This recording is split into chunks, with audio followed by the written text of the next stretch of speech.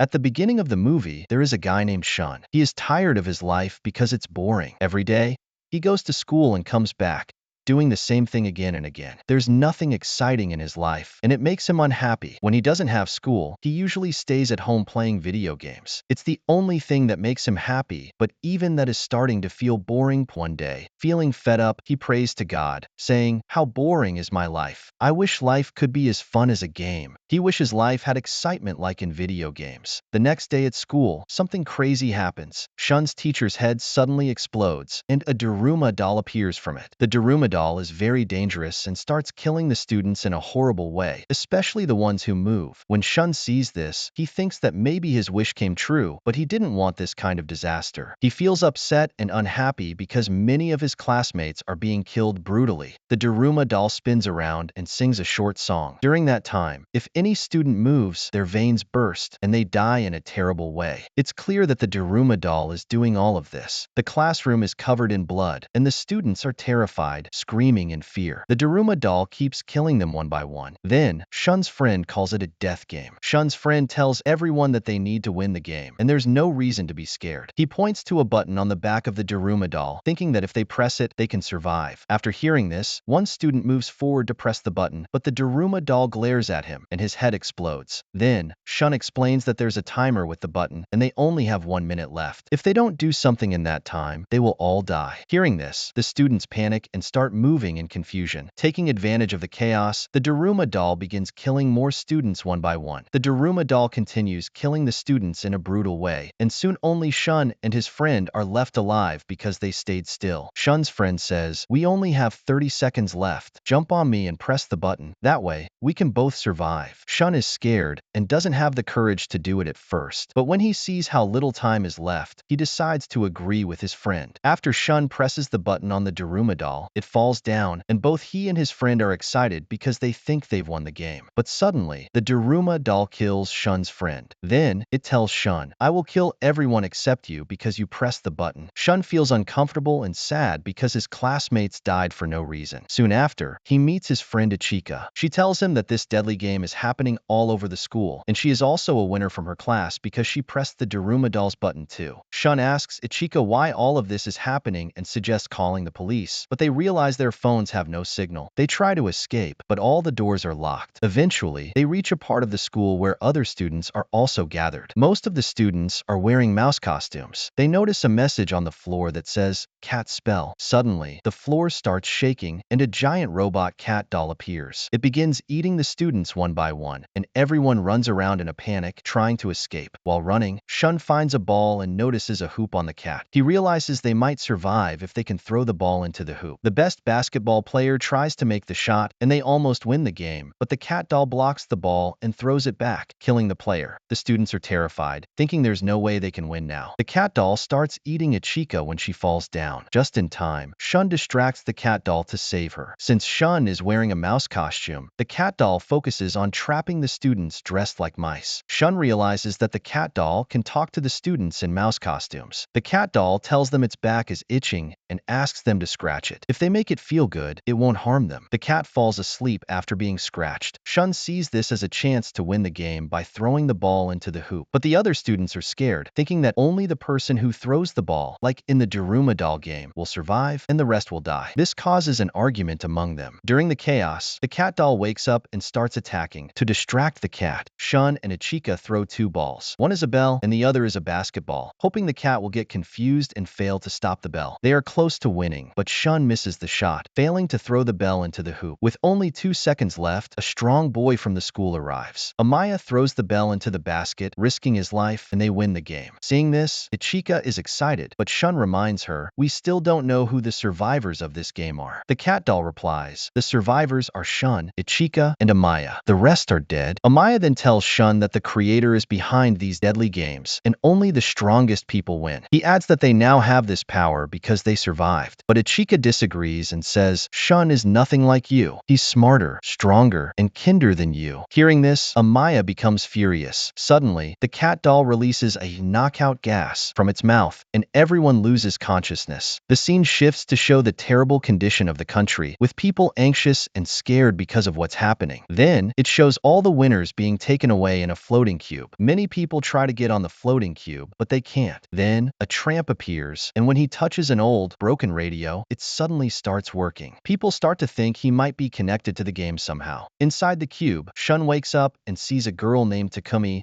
who was his childhood friend. Along with them, there are other survivors from their school. One of them is a very talented guy. Suddenly, a message appears on a screen saying, find the keys, and you will be able to leave. Then, four wooden dolls show up and explain the rules of a new game. They tell everyone that only those who win the game can go outside. The rules are simple. The players must sit in one place while blindfolded. The wooden dolls will walk around them, singing a short song. When the song stops, the player must guess which wooden doll is standing behind them. If they guess wrong, they will die. The first person chosen to play is the talented guy. The talented guy guesses the wrong doll and is killed. Then it's a girl's turn, but she also fails to name the correct doll in time and meets the same fate. Now, only Shun and Takumi are left. The dolls choose Shun next. Shun is asked to sit in the middle, and the dolls start walking around him. When the song stops, they ask him to name the doll standing behind him. Shun stays silent, and soon, the voice says, time's up. The doll behind him warns, get ready to meet your end because you didn't respond in time. Just as the dolls laugh, thinking it's too late, Shun suddenly speaks up, naming the right doll. He explains that his phone was playing an alarm sound, saying time's up, which confused the dolls. He had secretly recorded the voices of the previous players to trick them into thinking the time had run out. Shun outsmarts the dolls and wins by naming the correct doll just in time. As Shun names the correct doll, the wooden dolls explode and he wins the game. He and Takumi use the answer key to get out of the cube. Outside, they meet another guy who is being chased by a giant, strange doll. He asks them to hold hands so the doll won't be able to harm them. Ichika arrives at the same time, and they all hold hands to stay safe. They enter another room and find two boys who tell Shun that they need 7 keys to open the gate, but they only have 4.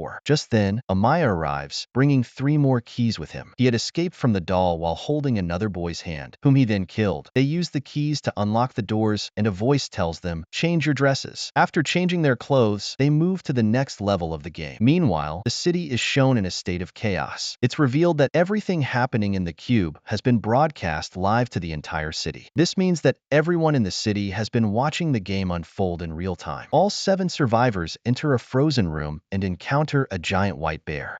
The bear tells them they must answer a series of questions to win the game. Anyone who answers incorrectly will be killed. The first question is about their favorite food. Everyone answers, but the bear says, no, someone among you is lying. After some thought, they suspect the boy who was chased by the giant doll. However, he denies lying and insists he told the truth. The bear then kills him. The second question is, how many people here like Shun? Ichika, Amaya, and Takumi say yes, because they know Shun, while the 2 boys from the other school say no, because they don't know him. The bear again says, someone among you is lying. Shun questions the bear, saying these questions are straightforward and shouldn't have wrong answers. The bear responds that there is a partner among them who is lying to defeat everyone. The survivors must find this person before it's too late. They start suspecting Takumi, who isn't from Shun's school. Shun tries to convince them that Takumi is his childhood friend, but they don't believe him. Running out of time, they decide to accuse Takumi. She repeatedly insists that she's telling the truth and likes Shun, but they ignore her, and the bear kills her brutally as Takumi's blood flows. Everyone starts to realize that she might have been a robot, not a real person, since her body doesn't seem to be human. Shun then figures out who the real liar is. He points at the white bear and declares, you are the liar. You're trying to create conflict among us, so we end up killing each other. The real liar is you. When Shun accuses the bear, it turns black, signaling that they've won the game. However, Shun feels regretful and sorrowful because 2 innocent people, Takumi and the boy who was chased by the giant doll, were killed during the game. Shun feels deeply saddened by the loss of his friend. The 5 remaining survivors enter the final level of the game, where the dolls greet them and say, well done, you've reached this level. They explain the rules. In this game, 1 person will be the devil, while the other 4 will hide. The devil must find and catch the 4 survivors and then kick a can to win. If the devil succeeds, the devil is saved, and the others are killed. If someone else kicks the can before the devil catches them, that person will die, but the rest will be saved. This means the person who kicks the can must sacrifice their own life for others. The devil is chosen by drawing sticks, and Amaya is selected. The game begins, and Amaya starts searching for the 4 survivors while placing the can in a specific spot. All 4 survivors hide. Amaya easily catches 2 of them and severely beats them before imprisoning them. Ichika and Shun hide together. Amaya eventually finds their hiding spot. In a brave move, Ichika reveals herself to protect Shun, putting herself at risk. Amaya catches Ichika next. He tells Shun, "I don't need to search for you. I've already caught 3 people, so it's better if you stay hidden." Shun is torn between 2 choices. Either he can save the lives of the others by kicking the can and sacrificing himself, or he can save himself and let the others die. Ichika, knowing Shun's kind nature, pleads with him, "Don't come out. It's better if you stay hidden." Despite her plea, Shun decides to come out, determined to take action. Amaya sees Shun in his armor and questions, "Are you trying to defeat me with that armor?" He goes on to remove Shun's helmet, declaring Shun defeated. However, Shun reveals that the armor wasn't meant to defeat Amaya, but to stop him. He then jumps into the water while connected to Amaya by a chain. The chain pulls Amaya into the water with him. Shun manages to escape from the armor, but is badly injured. Amaya,